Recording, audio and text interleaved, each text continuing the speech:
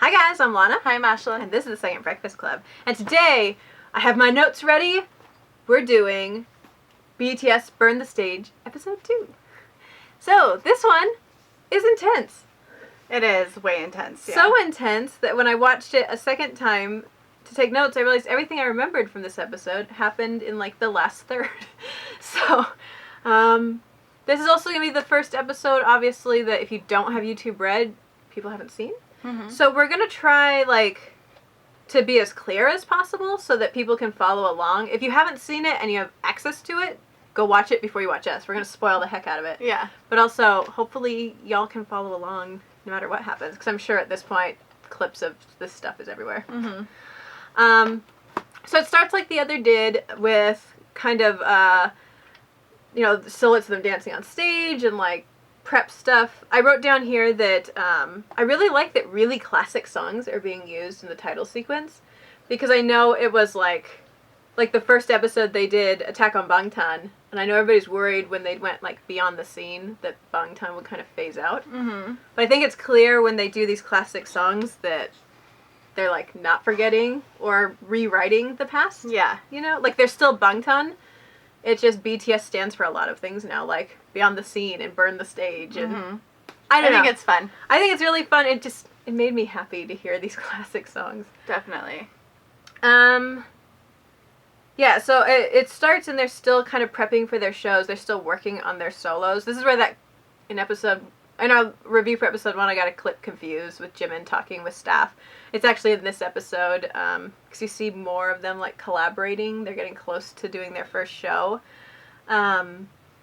It's really cool that they do, like, scenes we all know, but from interesting new angles, like shot from backstage or shot from... Yeah, definitely. You know, as someone who loves that kind of stuff, it really stood out to me. Mm-hmm.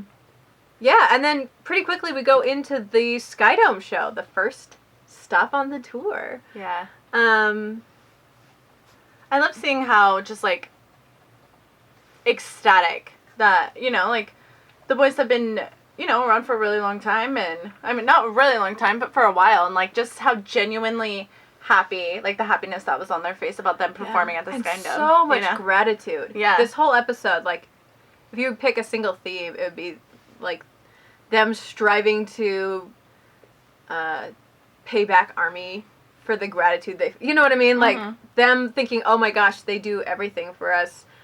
We want to give back. Instead of being like, yeah, we're in the Skydome. Like, we've worked so many years. We deserve to be here. Yeah, it's like, definitely. oh my gosh. ARMY's powerful enough. They put us here. We have to give them a good show. Yeah. Like, I don't know. I thought that was cute. It doesn't spend a long time here, but it was really cool to see. Like, there's a lot of backstage stuff. I liked seeing them, like, prepping their voices backstage. So they'd be, like, drinking water and being all casual, and then, like, belting out some note, or Jin's, like, trying to do his vocal ranges to make sure his voice doesn't crack, and, like, yeah. I don't know, it was really cozy. Like, you feel like you're back there with them because it was so honest, not like they're tired and they're prepping, I don't know. They show them getting ready to go on stage. We get all of Namjoon's pep talks throughout this, because we always know he's a good leader and we know he's serious, but you get to see this side of him in these videos where he's, like, producing. He's, like, managing the stage and making sure everybody gets out on time, making sure everything runs, and, like, I don't know, that was cool to see, like, at work Namjoon. Yeah, definitely. Cool. Like, do you have thoughts? I feel like I'm speeding through things. Oh, no, you're fine. I don't know, I think that it's something, like, as everyone knows, Namjoon is my bias and my soulmate. That's why I asked. But I just loved seeing, like, when everything went down at the end, Namjoon was like, okay, like, everybody don't work too, like, don't overpush yourself. Like, don't make it, like, where you are, like, trying to manage Yeah, he was, keep and it was, like, safe. Like, even though, he's not the oldest, I love seeing him be like, like, we care about you, and we all want to put on a really great show, but, like, your health comes first. Yeah. And it's, like, as ARMYs, we know, like, their routines and their concerts and stuff, like, that's not easy to do, but, like, seeing everything happen, like, backstage. Their concerts are, like, 2.5 hours. Yeah, I'm, like it's like almost heartbreaking in a way. Like, yeah, we love you and we're so happy that you want to put on this great show, but like, you must want to die at the end of every concert. Yeah. Like, I mean, you see some of that here for sure. It's like, even in the Skydome one, they're tired and sweating when they come off. But, like, there's even a moment where J-Hope is like, oh, it was a good day. I can't cry on a good day. Like, this moment of, like, I want to die, but also I'm really hyped. And that was also the day, it was his birthday. Yeah. And so they, like, did their little surprise cake for him. And, like, so cute. It was cute. He's all happy. He's speaking. And Jim was like, oh, we said we wouldn't make a mess or something like that. But he flicks some frosting off and hits J-Hope. And it surprises J-Hope so much, he tips and the whole cake falls off. On the Suga's bag. And lands on Suga's bag. And Suga's not even looking. He's like, did it hit my bag? Like, oh my gosh, how expensive was it? I know. Trying to clean it off. It's so funny. And everybody's like chanting, Park Jim. He like falls to his knees and is just like, why does this, basically, why does this always happen to me? And then I felt bad because they didn't get to eat the cake. I know. I was like, but it was vanilla cake, not chocolate. So, I mean, at least it wasn't a waste of chocolate cake, I'm sure they could use some sugar after a concert, though. Like a little energy. They could lick it off. Yeah. Well, I guess J-Hope has the stuff on his face that Jim can put on there. But, so they kind of go quickly through that. While showing these concerts, they keep having, like BTS on stage and then the ARMY out in the audience. And BTS is still doing their solo interviews, so they'll kind of talk over shots of the concert. Mm-hmm. And I have like I took quotes here, ones that really stood out to me. In one point, Suga talks about like how he looks out at the audience and he thinks like, how many people can one person meet in a lifetime?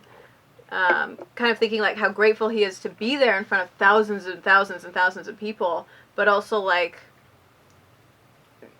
there was this feeling of like, I wish I could meet each one, or like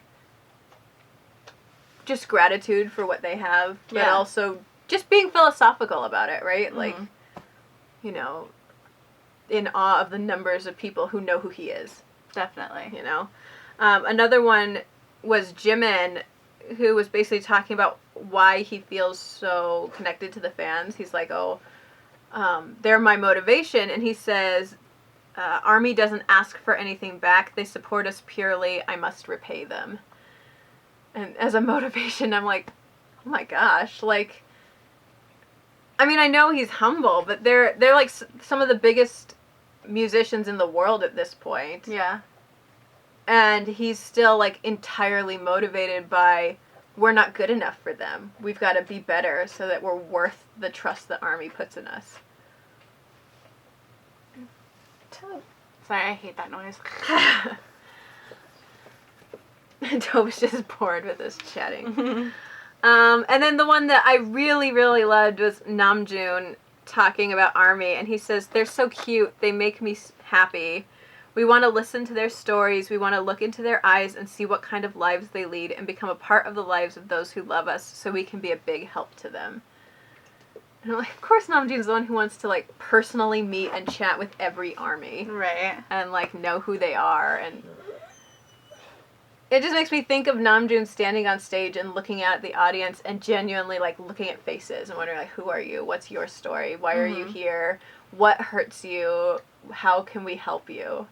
Like, it goes almost a step beyond like, we have to repay them, and goes right to like, I want to personally be the thing that gets you through the next day. Yeah. Oh, that man. Right? I don't know. I love all of them. It's very refreshing to see this, I don't know, this side of them. Right? Mm-hmm. Absolutely. I don't know. Whenever I watch this show, I think these are sides we've always guessed or known they had. But it's really cool to see it fully presented clearly. So I have 2 pages, because that page is like most of the episode. But then a lot of the memorable stuff happens in the last bit, and so it has its own page. Yeah. So this is when they go to Chile for their next round of concerts, and it opens with them on the plane tearing it apart. Everybody's gone because Namjoon has once again lost his passport. Oh, poor baby. And at least he knew it was on the plane somewhere. They have like all of the flight staff and everybody like looking for everything and looking through rows, and Namjoon just looks overwhelmed and ashamed, and they're all just like, dude, again, like, you can't get into the country without your passport. They're not gonna let you. Like you literally cannot get off this plane. Right. So eventually, you know, they do find it, and J-Hope's yelling, like, hang his passport around his neck. Yeah. Namjoon's like, oh my gosh, thank you, you saved my life, to the, like, flight crew that found it. And they're leaving, and he is clearly just done. He wants them to stop filming him. He's, like, doing that embarrassed smile he does when he just wants to be out of the room. And he's like, guys, like, and everybody's, like, laughing at him and following him, and J-Hope's like, I almost sweared at him. That seems to be a theme, too. Them almost swearing and then getting made fun of for it by someone else. But what a gift to Army moment. Yes. Like, of course. And of course it would be poor Namjoon. Like, it's funny to see that, like, no matter how big they get, like, they don't change. Right? Like, Namjoon lost his passport again. Well, I also like to think, like, I really admire Namjoon, and I really admire his work and his creativity, but there's something about watching these episodes and having him admit things like sometimes he goes to work and he ends up just reading webtoons for 5 hours, or he can be so disorganized that he loses his passport. That makes me think, like, oh, well, maybe I'm closer to doing something somewhat as cool as he does than I thought I was. Yeah. You know, like, he's not perfect. Too. Yeah. Which is the whole reason they did this show. They wanted to show that they're like us, but they just got lucky. There's something adorable about being like, you know, I haven't written a hit like him or whatever, but I know I wouldn't lose my passport. Like, yeah, I don't know. Like, it made me really happy at the humanization of them there. So they get off the plane, they're coming through, they've got all the fans. The fans are obviously, like, sectioned off. BTS is guarded, and they're behind even a gate at one point. They get in their van, they're driving away, and the fans are literally, like, walking with the van. Running. Yeah, like, just being alongside it, but they don't seem to care. They, like, are leaning up against windows and, like, waving, and obviously just really happy. Definitely. To show them. But then it transitioned to what might be my favorite scene in this whole episode. And it's not a big, exaggerated scene, but just as someone who makes film, I think the way they filmed it was really cool. So they're just going to their venue, and they're literally just, like, exhausted and joking with each other and being stupid. And just bantering back and forth, and they have this thing where somebody says something, and RM goes, "Was that?" And they're like, "What do you mean?" It's like, that's how the cool people say it. It's not "what's that," it's "was that?" And they're like, going back and forth, and Jungkook's like, BTS grow up. Like, no, somebody says grow up, and Jungkook's like, never, whatever. Like, I don't know. It's, they're just joking, but it transitions to this moment where you hear them, but it's just focused on, like, a close-up of Jin, who is obviously so tired, like, half asleep. And he's listening, and he just starts smiling. He's not joining in the conversation at all. He just smiles, and he leans his head against the window, and it looks like a kid, like, half asleep on the bus to school. And he's just listening to his brothers and smiling and kind of, like, chuckling to himself when they say something really silly. And it was such this little beautiful moment of brotherhood. And I loved the way they shot that. It stood out. It also brought us what I think will end up a meme, which is where V goes, "Could you speak more slush?" And there's like, "What?" And Jin starts laughing, and they're like, "Do you mean slower? Like, can you speak more slowly?" And then they all just started talking about slushies. Yeah. Like, do you remember that in grade school? Like, we should get one of those ice treats. Like, oh, they just want, like a convenience store slushies. That's all they suddenly wanted. It looked hot. Right? And it was really a beautiful, quiet moment, which transitions to them eating dinner and, like, their big spread, and Suga's not there, and like, oh yeah, he went to work, like, let's bring him some food. So J-Hope, like, wraps him up this big thing. It takes to him, turns out Suga's been napping instead of working, and he, like, hands it to him through the door. He's like, "Eat this, be well," and Suga shuts the door, and J-Hope's like, "Well, he looks well rested." And, like, they turn him for the night, and it's nice to see they had a calm day in there at some point. Do you have any thoughts about that before I move to the show? No. Okay. This might be me talking a lot. So that's when they get to the Chile shows, and this is the one you're probably seeing clips of. It's a lot of normal show stuff, but you really see them stressing out. There was one nice moment in particular where Jimin was talking about how he doesn't prep as much for shows anymore and doesn't feel like he works as hard anymore to perform, but he kind of likes that because he's giving more time to self-care and to hobbies. Mm-hmm. And he's like, well, I feel like I'm gaining something when I'm doing other things. And it made me like, yes, Jim, and all of you have hobbies, have like personal development stuff. But then he immediately breaks my heart again because he goes out to perform live. Apparently his voice cracked once and the mic came loose at some point during the dance.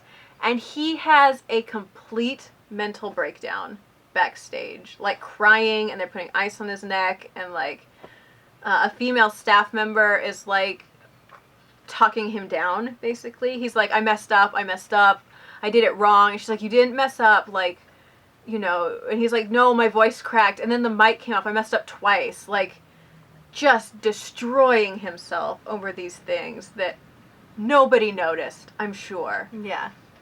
And she's like, you didn't mess up, you were fine, it all went well. And he just, we all know how hard he is on himself. I think this is the first time we've really seen how hard he is on himself. And they switched to an interview of him talking about the time that it happened. And he was basically saying, he gets really upset when there's mistakes. Because he was already worried, because I guess that night his voice was going. He's like, I'm going to make more mistakes, and it's just going to get worse, and I'm going to ruin this whole experience for Army, and we only get to come to Chile, like, once, and so it's probably the only time they'll get to see us, and I'll mess up the show for them, and, like... Poor baby. Like, his whole concern was he would ruin Army's experience, and he wanted it to be perfect. And in the interview, he says that he gets really upset over mistakes, but especially the mistakes that he can't do anything about. So, like, his voice going, or, you know, a malfunction with the mic or whatever. And he says it so precisely and quietly, even in the interview. You know this is something always on his mind. Yeah. That he's going to wreck BTS and disappoint Army. I don't know. I think, hopefully, like, I'll be able to see them, like, obviously, hopefully. But I think if everything went so picture perfectly smooth, I would be a little,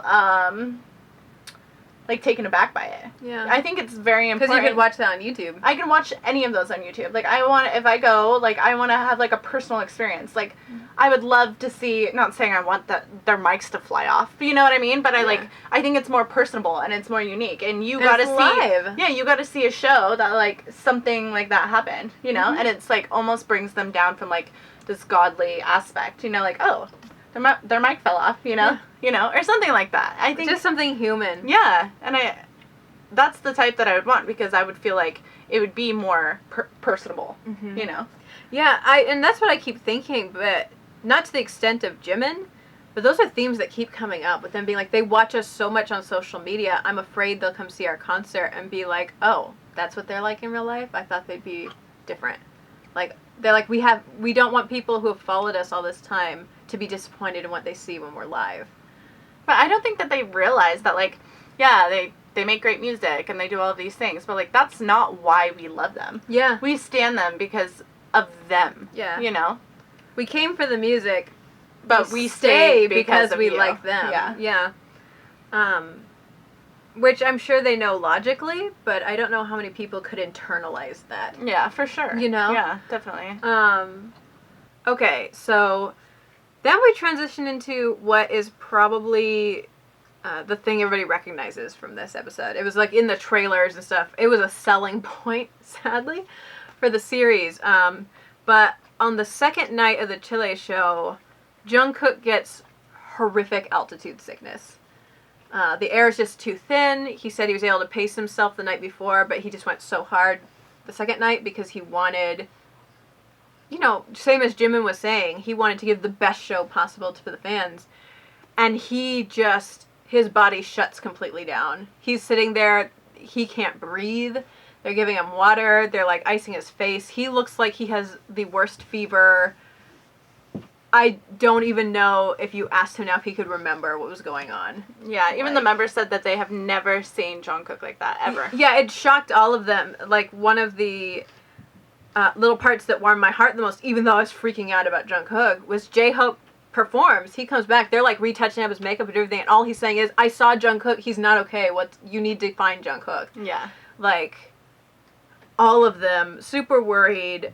Namjoon gives his little interview bit. He's like, I had no idea what to do. This has never happened to him. I want the show to go well, but, like, basically implying, like, I don't want to send him back out there, but I also don't want to shut down the show midway through. Mm-hmm. And you see that, because that's his interview bit, when they go to the actual scene, you see him, like, circling the people and trying to get to Jungkook and, like, figure out exactly what he's doing. He's like, okay, you need to take it down. Like, if you think you can go back out there, you need to just chill.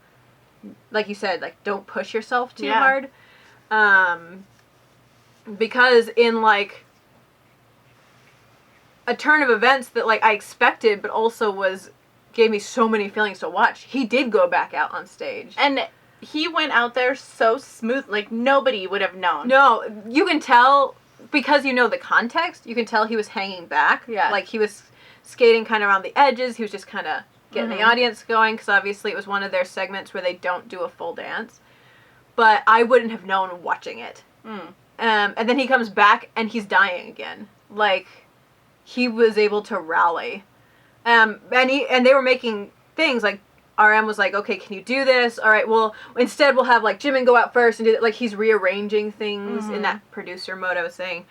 And trying to, like, just comfort him. But it was almost too real. I'm glad we saw it, but it was like, wow, it wasn't like he just suddenly didn't feel good. If, like, I didn't know he survived, I'd be worried about him. Yeah, you know? Because he, like, I've had people have, I can't remember the exact term, like, small seizures next to me before. Like, not where they're shaking, but when they just suddenly, like, collapse in. And part of it reminded me of that. Like, him falling back and just kind of turning and, like, sweating profusely. And it looked like he wasn't seeing anything around him. I mean, it was nice to see the staff, like, surround him and give him oxygen. Yeah, again, like, as we were saying, we're seeing more women on set. There were a lot of, like, nurses coming in and, like, checking things, and bags of ice seemed on hand because everybody had a moment. They were, like, putting bags of ice on the back of their neck and stuff. But it really was intense, and it ends there, like, at that show. And seeing the little trailers for the next episode, it looks like it's going to pick up there, because in this episode, they weren't giving him oxygen. That was a little teaser for the next one. Oh. So, obviously, we haven't seen it yet, but obviously, this isn't the end of Jungkook's suffering. Yeah. If I didn't know that this is something that they, like, enjoyed doing and wanted to do, I feel guilty. As an ARMY, like, as, like, a fan, you know, like, dude, like, I feel horrible. Yeah. I think that's one of the reasons why they probably spent an episode and a half going over how much they love what they're doing and how much this was their choice to film. Because my other concern would be, like, I already know this about them. Like, that Rolling Stone article that was released talks about them getting off the Jimmy Kimmel stage and J-Hope collapsing and laying on the street for a while. Like, they give their all to the point of collapse the minute they're not in view of fans. I would be worried if they hadn't had that segment at the beginning that they didn't want this scene. Which I know is a big ARMY concern, so I'm really glad the very first thing you see in episode 1 is them saying they want to do it. Yeah, definitely. Because Jungkook is not, he doesn't reveal a lot about himself, ever. He's such a private person. So to see him this vulnerable is really unsettling to me, because you know that's not, if he hadn't agreed to it, that's not how he wants to be seen. Yeah, definitely. And just the fact that everybody around him is, and the other members, like, that's not him. That's why we're so scared. Yeah. like, he hides it so well that this was worse than it looked. You know, for him to not hide it. Yeah. Like, I don't know. It was intense. And then to have them leave it there, I'm like, oh, I'm so glad I know that they survived. Definitely. So yeah, Jimin and Jungkook breaking my heart this episode. For different reasons, but intense and really honest. Definitely. Right? So we're definitely looking forward to actually, 3. Yeah, 3. Yeah. So that's kind of the review of 2. You know, again, we were just working off of notes, so put things we might have forgotten or things you liked down in the comments. Let's continue this discussion. Be respectful, be nice, be patient with people who don't get to see it and are just going off the reviews because, you know, YouTube Red's not available in every country and not everybody goes out to find, like, a black market copy of it. So, Yeah. if someone has a question, even if it's in the episode, like, be nice and answer it because they might not have been able to watch it. Again, comment like BTS is watching you. And then we'll all be good. Yeah, definitely. So until next time, Live long and prosper. also, like, comment, and subscribe. Bye.